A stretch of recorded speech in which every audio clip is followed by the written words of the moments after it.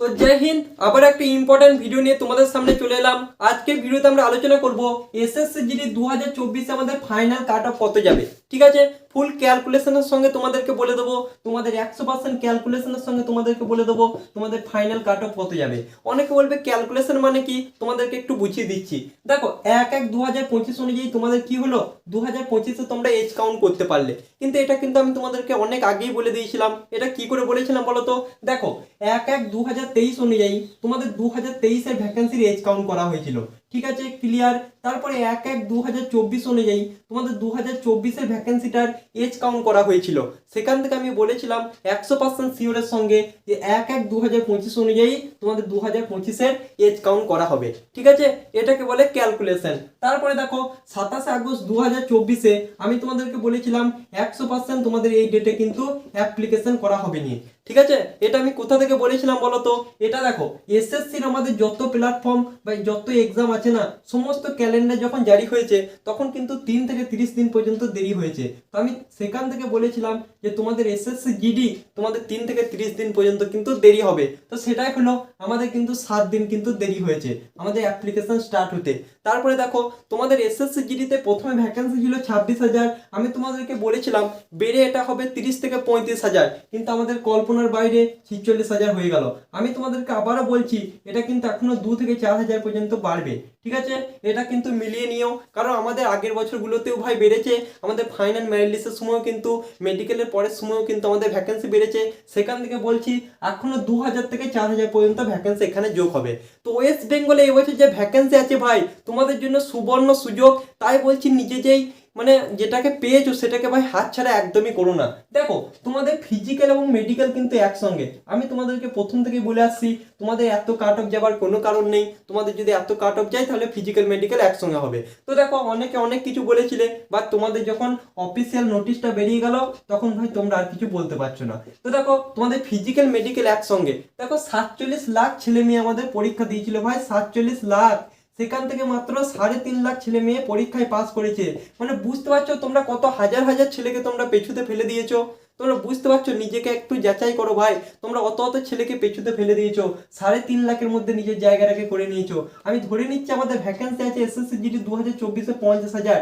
তোমাদেরকে এখান থেকে এখানে আসতে হবে। তোমরা এখন ভাই ফিজিক্যাল মেডিকেল বা ফাইনাল কাট অফ নিয়ে একদমই ভেবো না। তোমরা নিজের যেটা হাতে আছে সেটাকে ভাই করে যাও। তোমাদের হাতে এখন ফিজিক্যাল আছে, মেডিকেল আছে, সেটাকে করে যাও। আমি অবশ্যই বলবো তোমাদের ফাইনাল কাট অফ কত যাবে, বা তার আগে তোমাদেরকে রিকোয়েস্ট করছি যতজন ভাই ভিডিওটা দেখছো যদি পাস করে থাকো ভাই 100% তোমরা ফিজিক্যালে যাবে। কারণ ফিজিক্যাল মেডিকেল হচ্ছে একটা এক্সপিরিয়েন্সের জিনিস ভাই। তোমার যদি এক্সপিরিয়েন্স না হয় তুমি কিন্তু ভালো ছেলে হলেও কিন্তু ফিজিক্যাল মেডিকেলে ভাই ফেল করবে। এবার দেখো কেন করবে তোমাদেরকে একটু বুঝিয়ে দিচ্ছি। দেখো আমাদের ফিজিক্যাল কাট অফ কত যাবে, ফাইনাল কাট অফ সেটাও একটু বুঝিয়ে দিচ্ছি। মনে করো 100টা ছেলে তোমার ফিজিক্যালে গেল, ঠিক আছে, এর মধ্যে 40টা ছেলে পাস করবে আর বাদ বাকি 60টা ছেলে ফেল করবে। অনেকে বলবে ভাই 60টা ছেলে ফেল কি করে? আমরা এতদিন ধরে প্র্যাকটিস করছি, 60টা ছেলে কি ফেল করে? ফেল করার কারণগুলো একটু শুনে নাও।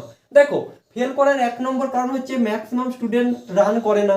2 নম্বর কারণ হচ্ছে যদি রান করে ভোর 4টের সময় করে, না হলে সন্ধ্যে 6টার সময় করে। কিন্তু এসএসসি জিডি যারা ফিজিক্যালে গিয়েছে তারা ভালো করেই জানে 8:30 থেকে 9টার মধ্যে আমাদের ফার্স্ট ব্যাচ শুরু হয়। তারপর ভাই সেকেন্ড ব্যাচ আমি বললামই না। 8:30 থেকে 9:30 মানে এখনকার দিনে ভাই বাড়ি থেকে একটু বেরিয়ে দেখো এখন রোদ গরমটা কেমন। তো এই টাইমে যারা ভাই প্র্যাকটিস করছে তারাই তো ভাই পাস করবে, না যারা ভোরে প্র্যাকটিস করছে, যারা সন্ধ্যেবেলায় প্র্যাকটিস করছে তারা পাস করবে? দেখো 24 মিনিটের রান বাড়িতে সকলেই কমপ্লিট করতে পারে 5 কিলোমিটার। কিন্তু ভাই ওখানে গিয়ে সারা সারা রাত না খেয়ে, সারা সারা রাত জেগে, তারপর ভাই এক জায়গা থেকে অন্য জায়গায় ট্রাভেল করে 8 ঘন্টা 9 ঘন্টা ট্রাভেল করে সেখানে ভাই 24 মিনিটের রান কমপ্লিট করা কিন্তু অনেকটাই টাফ। ঠিক আছে, যারা ফিজিক্যালে গিয়েছে তারাই ভাই বুঝতে পারবে। আমাদেরও ফিজিক্যাল আছে, আমরাও ভাই জানি, আমরা অনেক ফিজিক্যালে পাস করেছি। তো সমস্ত ফিজিক্যালের অভিজ্ঞতা থেকে বলছি ভাই, এখানে থেকে মানে বাইরে থেকে শুনতে এটাকে মজা লাগে, কিন্তু ওখানে গিয়ে তোমরা আসল রিয়েলিটিটা বুঝবে। তাই বলছি 100টা ছেলের মধ্যে তোমাদের 60টা ছেলে ফেল করবে রানে। এবার একটা জিনিস ভালো করে মাথার মধ্যে ঢুকিয়ে নাও, যে 60টা ছেলে ফেল করবে না তারা কিন্তু সকলেই 110 প্লাস নাম্বার, 120 প্লাস নাম্বার কিন্তু তুলবে। ঠিক আছে, যারা ভালো ছেলে হয় তারা কিন্তু সব দিক থেকে ভালো হয় না। তাই বলছি এখন থেকে ফিজিক্যাল বা ফাইনাল কাট অফ নিয়ে একদমই তোমরা চিন্তা করো না। কারণ দেখো এই বছর তোমাদের ফাইনাল কাট অফ 0.25, ফিজিক্যাল থেকে বেশি যেতে পারে, আবার এর থেকে আরও একটু বেশি যেতে পারে। কিন্তু তোমরা যে বেনিফিটটা পাচ্ছ ভাই ফিজিক্যাল মেডিকেলে যাবার, সেটাকে এই সুযোগটাকে ভাই হাতছাড়া করো না। আর মনে করো তুমি রান করছো, ঠিক আছে, 5 কিলোমিটার রান করছো, তোমার মনের মধ্যে মনে করে একবার চলে এলো যে ভাই আমি তো ভাই 1 নম্বর বেশি পেয়েছি, আমি ভাই রান কমপ্লিট করি, আমি মেডেল লিস্টে আসবো না, সো আমার রান করে লাভ নেই। এই মনোভাব যদি তোমার মাথার মধ্যে চলে আসে না, তোমার আর অকাত নেই, তুমি সেখান থেকে আর এক পা ফেলাও। তো তোমাদেরকে এখন থেকে বলছি টেনশন ফ্রি হয়ে, ঠিক আছে, যত নাম্বার আছে সেটাকে আর ভাবার দরকার নেই। তোমরা ফিজিক্যাল মেডিকেলে ডাক পেয়েছো, তোমরা এটাকে কমপ্লিট করে আসো, তারপরে যা হবে দেখা যাবে, ঠিক আছে। তো আজকে ভিডিওটা করার একটাই মন্তব্য যে তোমরা যেন অবশ্যই ফিজিক্যালের মধ্যে যাও এবং মেডিকেল কমপ্লিট করার পর এখানে আসো এবং 2025-এর জন্য আবার পুনরায় প্রিপারেশনে লেগে যাও। তারপর ফাইনাল মেডেল লিস্টে না মিলে ভালো, আর না এলে 2025-এ অকাত দেখিয়ে দেবে। তো আজকের মতো এই পর্যন্ত। এই ভিডিওটা কেমন লাগলো অবশ্যই কমেন্ট বক্সে জানাবে। তো জয় হিন্দ, বন্দে মাতরম। আর তুমি যদি সুমন আর্মি সাপোর্টার না হয়ে থাকো অবশ্যই সাবস্ক্রাইব করে পাশে থাকতে পারো। তো চলো, জয় হিন্দ, বন্দে মাতরম।